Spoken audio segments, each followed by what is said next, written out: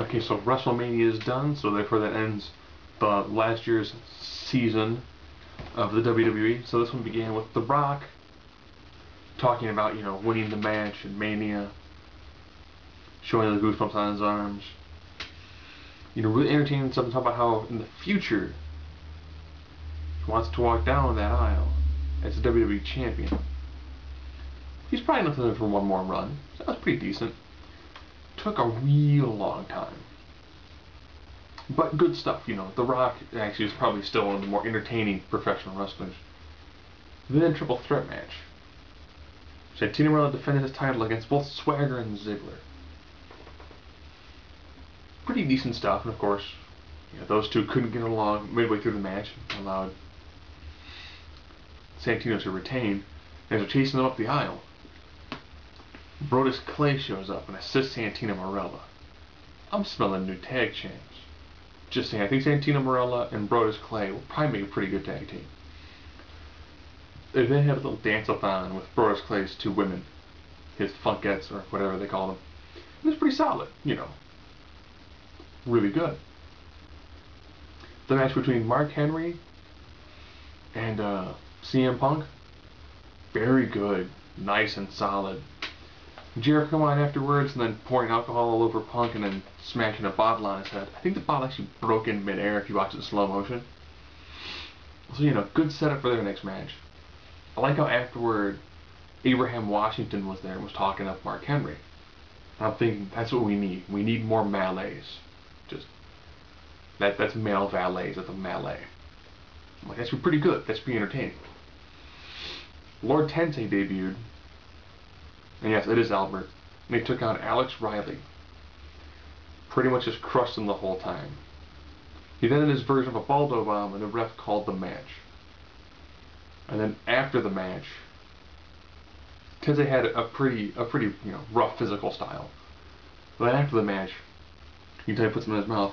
He did myth to his hand. They did a really sick claw where he put Alex Riley over his knee and did it. My first thought was, that's how I'd ended that match. I'd have just a really stiff, sick, claw bending the guy over my knee and then put him on the ground. That's how I'd ended that match. Not Baldo bomb, opponent can't continue. It seemed like it was just missing just a little something extra on top of that. Sheamus came down, he's interrupted by Alberto Del Rio. So that's his new feud now. And then Brogue kick and he laid out Del Rio. They went to Daniel Bryan in the back who didn't say anything. And of course Miami is a hardcore mark town, so they cared for who they cared for, hated who they hate, which is really entertaining. Cody Rhodes took on Kofi Kingston. Show came down, distracted Rhodes, which is enough time for Kofi to hit his finisher. I mean, all in all, it wasn't a bad night. I just kept on going, so when are we going to see the end of an era moment where Triple H, Shawn Michaels, and Undertaker, what's their fallout? It just never really seemed to happen, and that was kind of disappointing. Eve came down and cut a promo almost identical to the last one that she cut, when she was like, I'm beautiful, people like me, that's why I turned on Zack Ryder. Go people power. That's what Lauren Knight is calling his movement now. It's the power to the people.